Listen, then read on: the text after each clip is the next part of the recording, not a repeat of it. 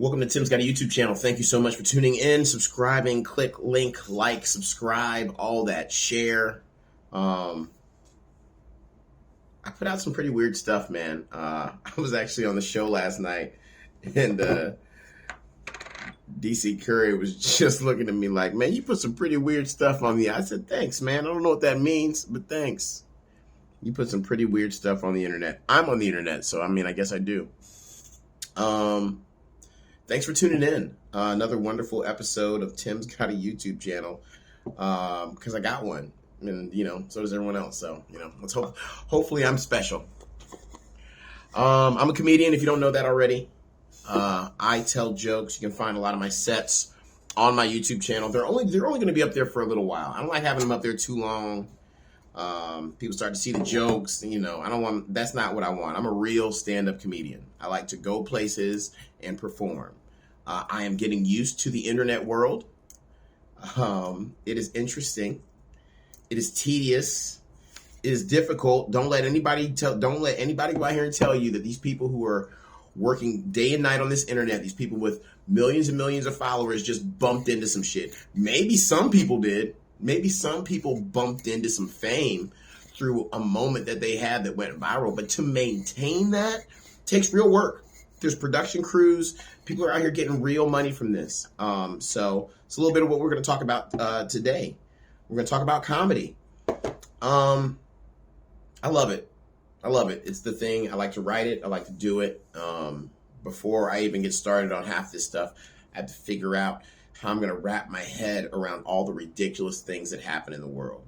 I love the news. Right now, I'm actually just looking at the $30 million heist that happened in LA on some fucking real type movie shit. These motherfuckers surpassed. It's some place where they hold money. They surpassed all the security systems. They went in from the roof on some Sean Connery type shit. There was a heist. There was a team. $30 million gone, son. Yes, I like when the bad guy wins. I'm that guy. I like when the bad guy wins. So that's happening right now in LA. They are looking for a team of very well-skilled thieves that just stole $30 million. Like, guys, this is the last one. That type of shit. Like, really in the movies, these niggas just did that shit, and they did that shit in Los Angeles. What? So, good luck to them. I'm not going to say congratulations. I don't know what to say. I don't like to support crime on a platform or with my history. I feel like supporting crime does not fall in line with my probation parameters.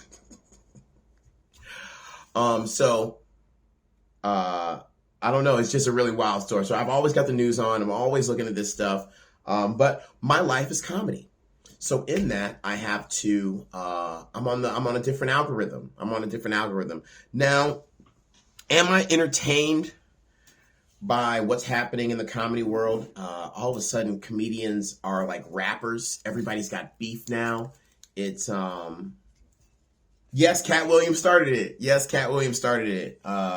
2024 going to be the year of the truth? Well, I mean, there's a fine line between that. Is the year of the truth going to be us actually getting the real stuff out that matters? Or is it just us telling on each other so we can get more hits, so we can get more likes, so we can get more followers? Because that's kind of what it's feeling like. The truth isn't really, the truth, what is it? The truth shall set you free. I don't know how I feel about that in this case.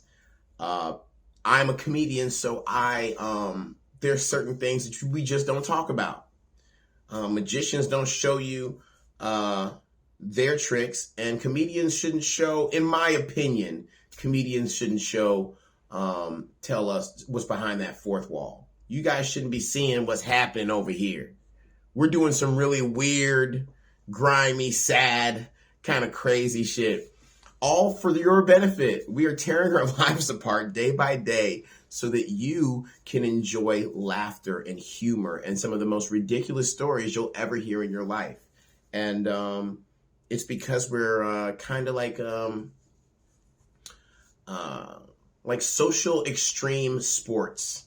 You know those guys that go down on the skateboard and then they jump and they spin really, really high? We just do that in the streets with bags of cocaine and other illicit drugs like mushrooms and our own psyche. So when you look at that, I find giving people that fourth wall, I kind of feel like that's all comedians kind of have. We have those open mics.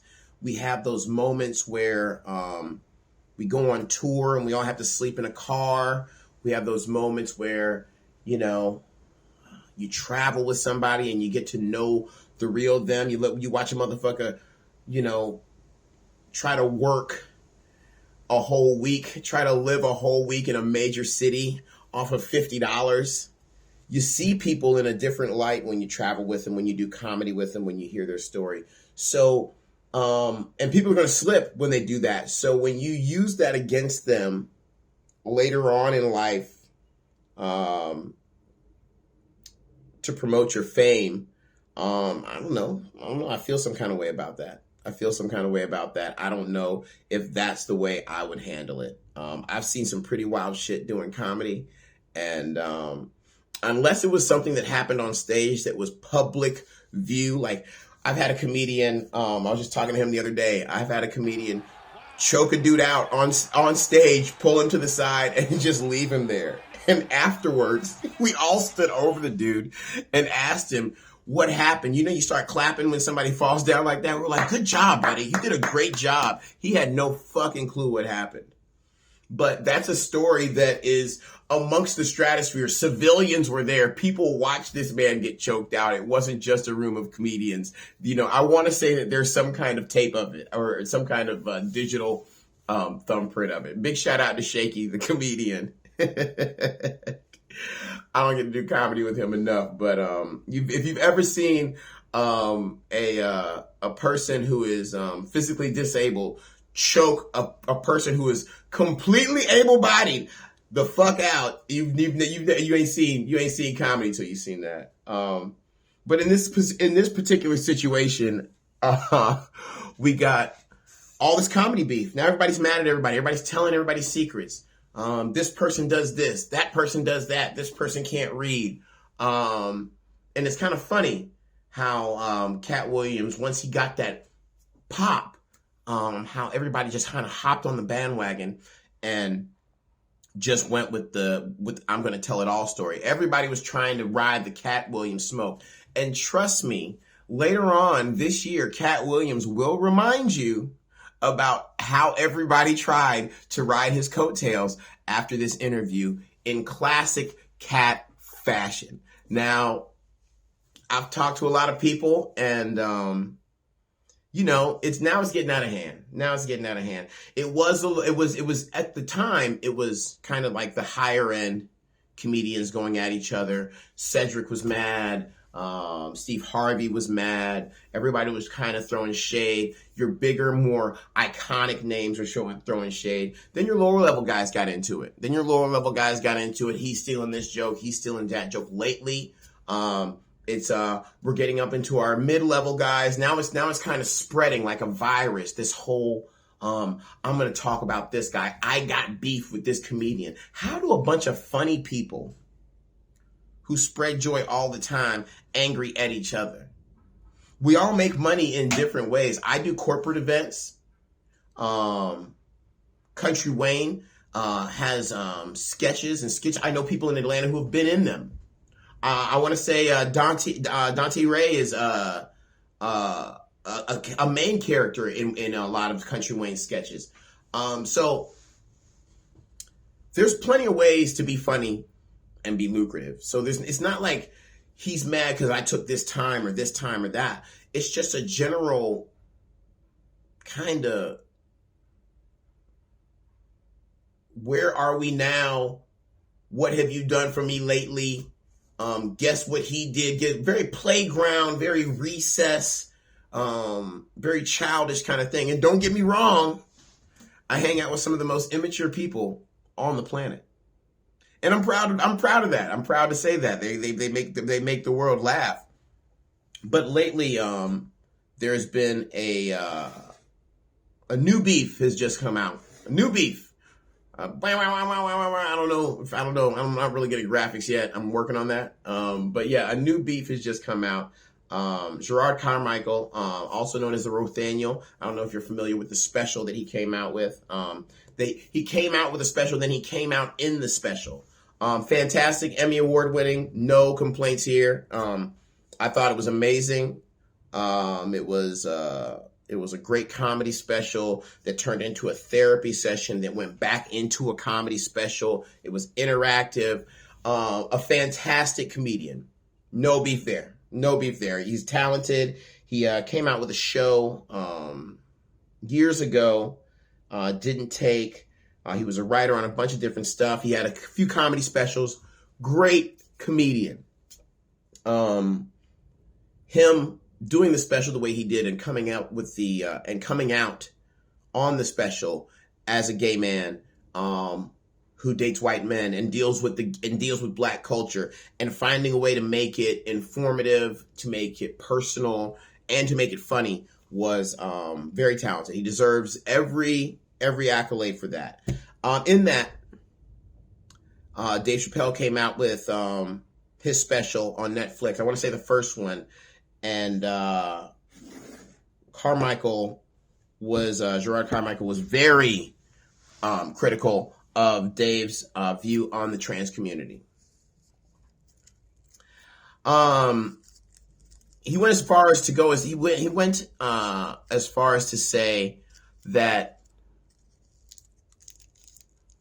the way that Dave Chappelle attacked the trans community, he said that Dave may have scarred his legacy by going so hard on the trans community. Jerrod Carmichael is suggesting that once you've crossed that line as Dave Chappelle, now that's all that Dave Chappelle will be known for. Okay, so that goes on. There's a beef. There's not really a beef. He said something he didn't like the set. You cannot like some shit. That's okay. That's not comedy beef. If I don't think your special was great, that's not comedy beef. This is medicinal. That's not comedy beef.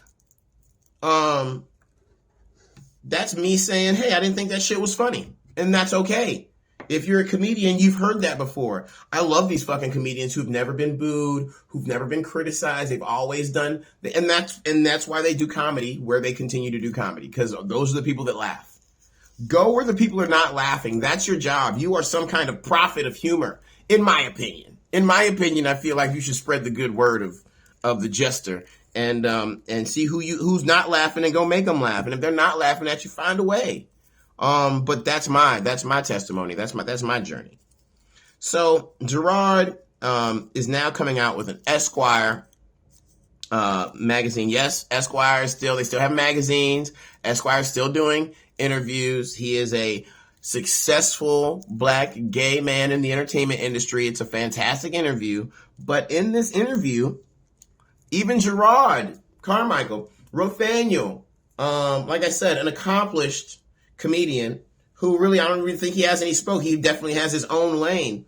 I guess now is sharing the fact that Dave Chappelle reached out to him and demanded a public apology based on him coming out. And it might have something to do with the fact that Rothaniel is, or Jerrod Carmichael, however he likes to be referred to,